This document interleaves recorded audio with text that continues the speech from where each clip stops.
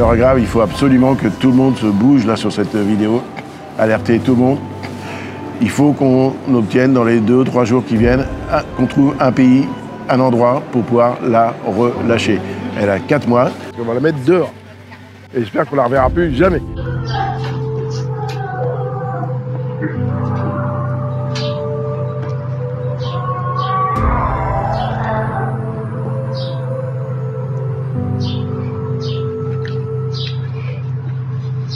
Eh bien, ça y est, on va pas tarder à prendre la route, là, dans quelques minutes.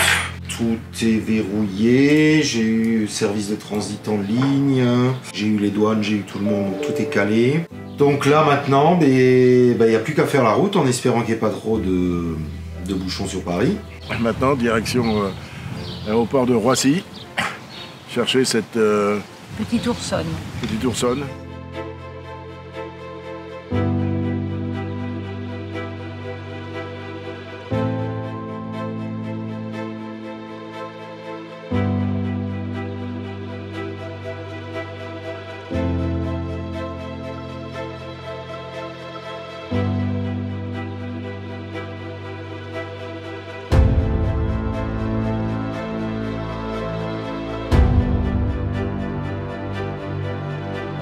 Ça va bien, on attend notre petite fille. On attend la petite oursonne qui arrive, qui a pris l'avion ce midi, qui est partie de Lettonie. Et on va vite l'emmener vers la tanière. Alors on plaisante là, mais l'heure est grave en réalité. Ouais. L'heure est grave, il faut absolument que tout le monde se bouge là sur cette vidéo. Alerter tout le monde. Il faut qu'on obtienne dans les 2 ou 3 jours qui viennent, qu'on trouve un pays, un endroit pour pouvoir la relâcher. Elle a 4 mois.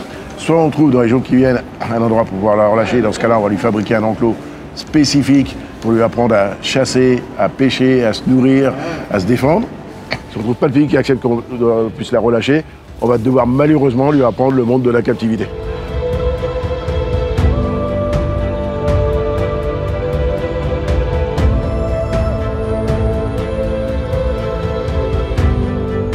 nous fait du mal parce que cette oursonne devrait être, alors qu'il est dans la nature, avec sa maman.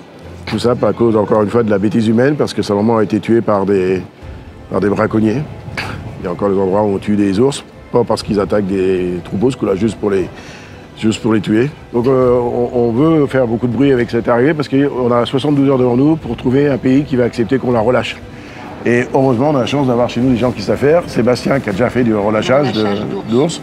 Et Paolo et Lisa qui savent aussi parfaitement s'en occuper, pour toute une équipe qui l'attend avec impatience. De toute façon, la Lettonie avait 3 possibilités d'endroits pour la mettre, 3 pays, la Grèce, l'Italie et puis chez nous, la France, à la tanière. Ils ont examiné les 3 possibilités. C'est la nôtre qui a été retenue pour notre expérience, notre savoir-faire, nos installations, la présence chez nous de gens qui savent faire. Et voilà, et, on sait qu'on a tout ce grand public derrière nous qui nous suit. C'est là, ma belle. Oh, ma chérie. Et regarde ce qui se passe, hein, demande ce qui se passe. Merci à tous ceux qui sont mobilisés là-bas en Lettonie, c'est important.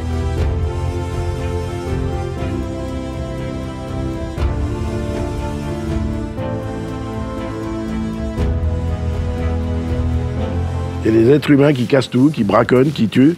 Puis il y a d'autres qui passent leur temps à réparer, des conneries. Donc là, quand elle va arriver à la tanière, on va la mettre dans un endroit qu'on appelle une ourserie chez nous, où il y a déjà des ours dans les bâtiments à côté. Ça va lui permettre de retrouver l'odeur de ses congénères et de se sentir un peu moins perdu. On imagine, elle a perdu sa maman, elle avait 3 mois et demi.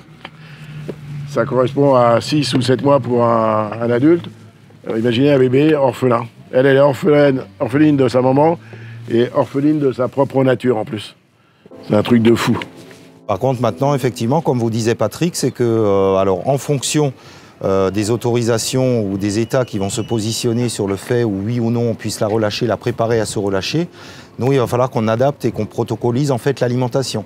C'est-à-dire en ces périodes-là, par exemple, les ours dans les montagnes mangent pas mal de fleurs, mangent pas mal de bourgeons, voilà, des branchages divers et variés, chose que nous, à ce moment-là, on va intégrer dans un protocole de réhabilitation. Si malheureusement, et par le plus grand des malheurs, mais je dis bien le plus grand des malheurs, et j'espère que ça n'arrivera pas, qu'on soit obligé de la maintenir en captivité, à ce moment-là, on va commencer à la nourrir comme un ours en captivité. Mais c'est très très important que tout le monde se mobilise maintenant pour qu'on lui trouve un endroit pour la réinsérer dans 3-4 mois.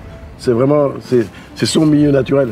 C'est son milieu naturel. On n'a aucune envie de la garder en captivité. Elle est là en captivité parce qu'il fallait la sauver, il fallait la prendre, il fallait que quelqu'un la prenne, mais le but c'est vraiment de la relâcher, quoi. En fait, dans tous les pays dans lesquels il y a des réhabilitations d'animaux comme l'ours en milieu naturel, il y a ce qu'on appelle des groupes d'experts dans lesquels il y a des services de l'État, des vétérinaires, voilà, des zoologistes. Fait partie de ces groupes d'experts. Voilà. Moi, par exemple, j'en ai fait partie pour la France, pour la réhabilitation de l'ours que j'ai eu à faire et qui s'est très très bien passé d'ailleurs. Mais si vous voulez, c'est véritablement encore une fois, enfin, oui, Patrick le disait, mais on est sur une affaire très très politique et très sensible. Pourquoi? Parce que les lobbies anti-ours, voilà, bon ben évidemment n'en veulent pas. Et on a mis en place un numéro de téléphone spécial qu'on a obtenu vraiment spécial pour elle, qui est le 06 21 00 00 00. Donc ce numéro existe, 06 21 6 x 0, c'est le numéro pour aider cet ours. Il est chez nous à la tanière. On remercie l'opérateur qui nous l'a donné. Alors sur lesquels évidemment on attend essentiellement des appels de responsables politiques ou responsables d'État. Si c'est simplement pour nous faire part de la bonne action qu'on vient de faire, on a une boîte mail tout à fait normale ou les réseaux sociaux, ça ira très bien. À chaque élection, on entend parler d'animaux. À chaque élection, on entend parler d'animaux. Quand c'est important, on parle d'animaux. C'est la priorité, c'est la priorité. Donc ça va être le moment maintenant pour tous ces gens qui nous dirigent de le prouver. Il y a une bébé oursonne qui a 4 mois qui demande qu'une seule chose, c'est de retrouver sa liberté, retrouver sa propre nature. Donc, on se bouge tous et on lui trouve un endroit pour la relâcher. C'est vraiment ce qu'on veut faire.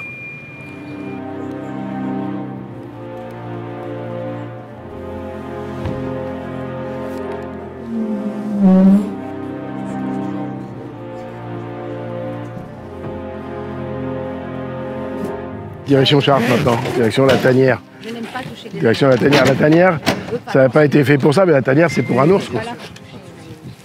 On n'a jamais porté aussi bien notre nom. Je vous en supplie, essayez de faire quelque chose pour lui, pour nous, et pour qu'il puisse retrouver l'air libre, quoi.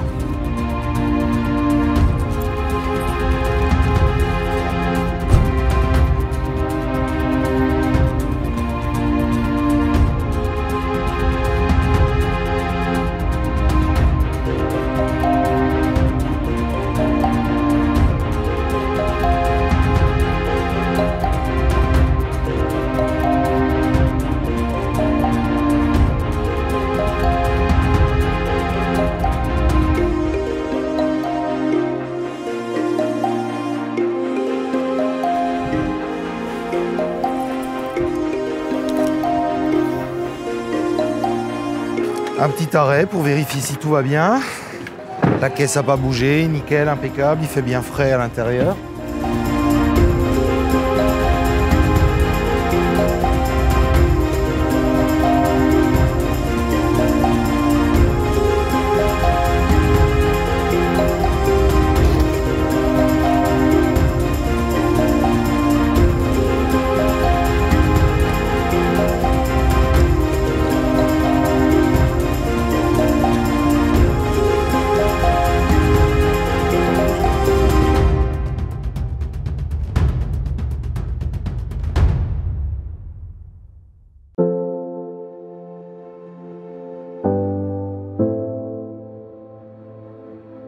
Posso passare?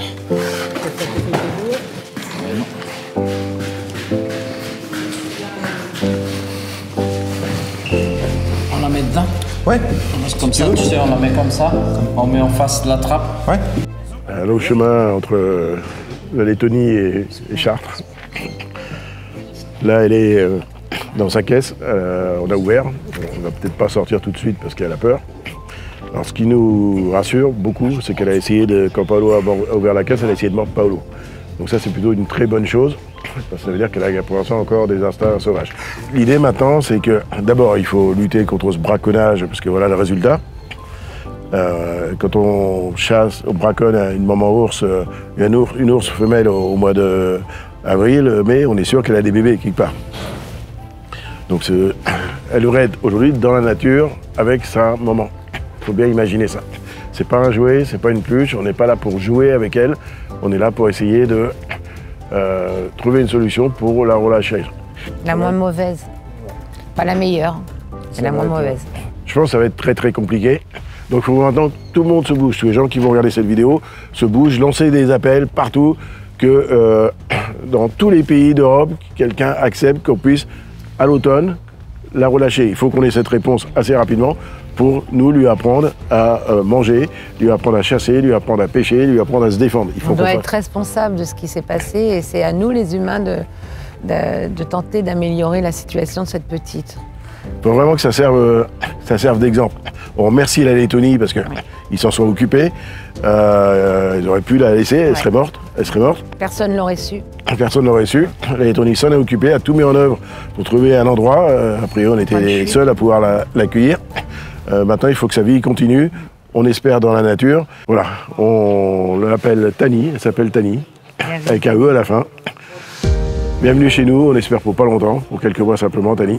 Si jamais c'est pas le cas, tu auras ta place chez nous, Tani, bien évidemment. Et je sais que vous l'aimez déjà. On lui fait un cœur à Tani. Oui, un gros cœur.